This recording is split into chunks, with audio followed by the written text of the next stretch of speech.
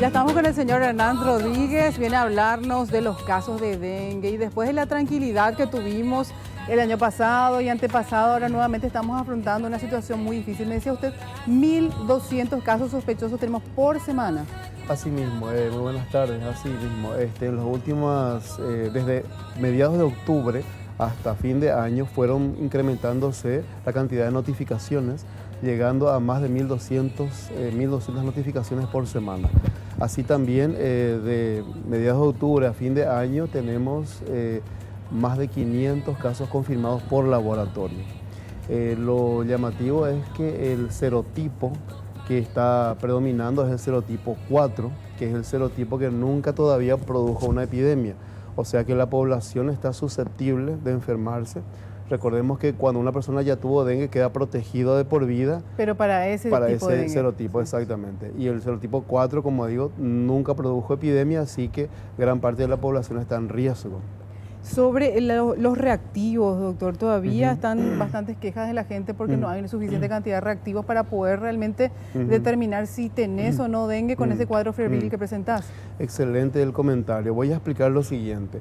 El manejo del dengue es clínico, es decir, si llega un paciente con fiebre, dolores, dolor de cabeza y el médico considera que es dengue, el manejo debe hacerse como tal. ¿Por qué? Justamente estos reactivos para hacer análisis, los llamados test rápidos o los test comerciales, no tienen una sensibilidad y especificidad elevada. Es decir, un resultado positivo no confirma y un resultado negativo no descarta. Entonces, ¿para qué sirve, verdad? Y sirve justamente como una orientación.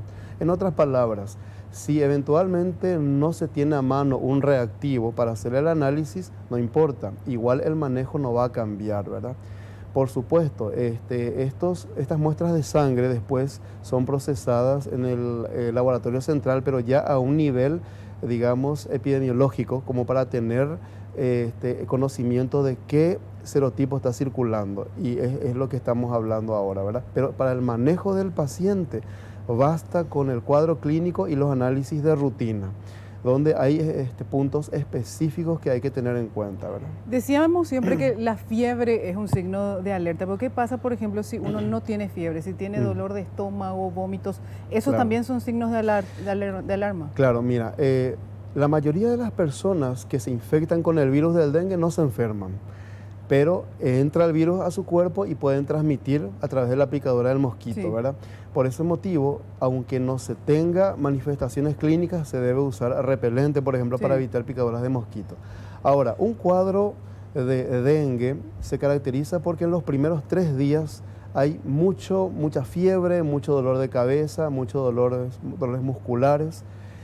Así comienza generalmente. A partir del día 4 más o menos pasa la fiebre, disminuyen los dolores y la gente muchas veces cree que ya se curó. Sin embargo, no es así, ¿verdad? Todavía continúa el riesgo de que se complique el cuadro. A esa parte, a partir del día 4, a esa fase se le llama fase crítica. Y por lo menos hay que estar controlando 4 días, 5 días. ¿Las plaquetas se tienen que controlar con asiduidad? Realmente lo que se tiene que controlar es lo que mencionaste, los signos de alarma. ¿Cuáles son los signos de alarma? Yo le doy mucho énfasis al dolor abdominal, dolor de panza, dolor de estómago, dolor de barriga, ¿verdad? Y a las náuseas y los vómitos. ¿Por qué? Porque muchas veces la persona tiene esos signos, esas manifestaciones y le atribuye a cualquier cosa. Debe ser porque comí esto, debe ser el medicamento que tomé y se pierde tiempo. Entonces no hay que perder tiempo. Se tienen esos signos de alarma, inmediatamente hay que consultar a un centro médico y allí al llegar hay que mencionar, estoy con estos signos de alarma, de tal forma que se lo atienda rápido.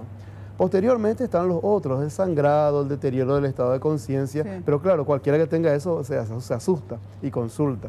Entonces, muy importante el dolor abdominal y las náuseas y vómitos. ¿Y qué hay con esto de la medicina alternativa? Generalmente se recomienda que se consuma paracetamol si tiene fiebre, pero después nos falta el que te dice, no, vos sabes que la hoja de mamón es lo que te ayuda a curarte, no tenés que hervir esto o lo otro. ¿Qué hablan con respecto a esta medicina alternativa? Bueno, en primer lugar, el principal manejo del dengue es la hidratación. Es decir, hay que ingerir mucho líquido, agua o jugos que contengan agua, jugos naturales, ¿verdad? O inclusive hasta suero oral. Eso es fundamental. Por supuesto, si la persona no puede ingerir por vía oral, acude por supuesto a un centro médico, se le coloca un suero en la vena y se lo hidrata. En cuanto a las infusiones, ¿verdad? O la utilización de hojas de mamón y todo eso, realmente no está demostrado. Generalmente lo que se suele decir es que levantan las plaquetas, ¿verdad? Sí. Bueno, voy a explicar rápidamente esto. Las plaquetas son estructuras que circulan por la sangre y sirven para evitar sangrados. Sí. Obviamente, cuando disminuyen las plaquetas, aumenta el riesgo de sangrado. Sí. Bueno, ¿qué ocurre? En el dengue, esta disminución de las plaquetas que ocurre en algunas personas no se produce por falta de producción de plaquetas, sino porque cuando las plaquetas que se originan en la médula ósea, en el caracú, el que come puchero sabe que es el caracú, bueno, ahí se producen las plaquetas, va al torrente sanguíneo. Entonces no hay problema en la producción de plaquetas, sino en que en el torrente sanguíneo se destruyen. Sí. Entonces, lastimosamente no hay una manera de evitar esa destrucción. Entonces, en las personas en las cuales se produce este fenómeno, eso pasa en 3 a 4 días más o menos. Y mientras tanto, lo que hay que hacer es justamente controlar. Y con la medicina convencional, ¿esto se hace manteniendo la hidratación sobre todo, doctor? Así mismo. Una de las grandes complicaciones del dengue, voy a tratar de explicar, es cuando resulta que la sangre tiene como uno de sus componentes el plasma. Sí. Es un elemento líquido, ¿verdad? Cuando se complica una persona con dengue, ese plasma sale de la circulación. Entonces el volumen de sangre disminuye y ese es el problema en este tipo de complicaciones. La persona tiene menos sangre circulando y puede llegar a un estado que se llama shock hipovolémico, o sea, un estado grave por falta de sangre, significa. Por ese motivo, la hidratación endovenosa en la vena es fundamental para mantener ese volumen de sangre. Ese es el objetivo del tratamiento fundamental. Luego están ya los tratamientos para los síntomas, para la fiebre y para el dolor, que digamos pasarían a un segundo plano, ¿verdad? El caso de Eva Marlene, de 39 años, está todavía, va a ser bastante largo, te voy a poder demostrar que si falleció o no a consecuencia del dengue. En este caso se trata de una persona que padecía de diabetes, ¿verdad? Sí. Ella, según los reportes, llegó hasta la urgencia ya en una situación extrema. Y el motivo de su descompensación fue la diabetes, básicamente, sí, según los reportes. Se le hizo el análisis para dengue, llamado NS1, dio positivo.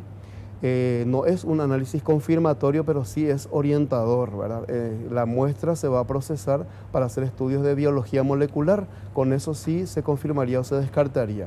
No obstante, esta persona proviene de un barrio donde hay mucha infestación larvaria, según entendimos. O sea, hay muchas larvas, muchos criaderos. Hay casos de personas con fiebre, orientadores de dengue, ¿verdad? Entonces, digamos, todo orienta hacia que fue un caso de dengue. Sobre todo, entonces, para la gente que ya tiene este tipo de enfermedades, diabetes, o que tiene una situación bastante ya delicada, cubrirse de repelente todos los días es clave, entonces, doctor, teniendo o no teniendo algún síntoma de dengue. Exactamente, debe formar parte de nuestro cuidado personal. Así como nos ponemos, como decimos, desodorante, nos maquillamos, bueno, las mujeres, nos peinamos, etcétera, ¿verdad? A pesar de que ya recién para la televisión, ¿verdad? Claro. Exacto. Tenemos que usar repelente como parte de nuestro cuidado diario y personal, ¿verdad? Estamos con épocas de calor, de lluvia, se acumula agua, es difícil a veces eliminar todos los objetos que contienen agua, las canaletas, el techo, etcétera. Y entonces tiene que formar parte de la estrategia. Entonces, primero, eliminar objetos que acumulen agua. Segundo, usar repelente, evitar picaduras de mosquito. Tercero, si es que hay síntomas de dengue, acudir rápidamente a un centro médico. Hablaba usted acerca de, obviamente, las indicaciones que hay que tener en cuenta, ¿verdad? Un punto súper importante que no mucha gente le da importancia es la fuente de agua de la mascota. Sí. ¿Verdad? Que le carga, normalmente no le ponen un balde de 20 litros para que nunca le falte agua. ¿Pero qué significa eso? Que no se cambia el agua. Yo al menos acostumbro en un bol pequeño, entonces se acaba o veo poco, entonces automáticamente voy cambiando. Claro, me obliga a tener que renovar esa agua. Ese es un punto importante que la gente olvida. Claro. No es el agua del perro, no toques, ¿verdad? Entonces ese es un punto también clave donde se pueden producir estas Esta es larga. Exacto, realmente hay lugares pero increíbles donde se puede acumular agua y convertirse en criadero, ¿verdad? Se suele mencionar la tapita de una gaseosa, la cáscara del huevo, los huecos de los árboles, o sea, estas superficies de metal donde gotea el agua del acondicionador de aire. Hay un montón de lugares, pero en síntesis, si vemos un mosquito volando, significa que hay un criadero cerca.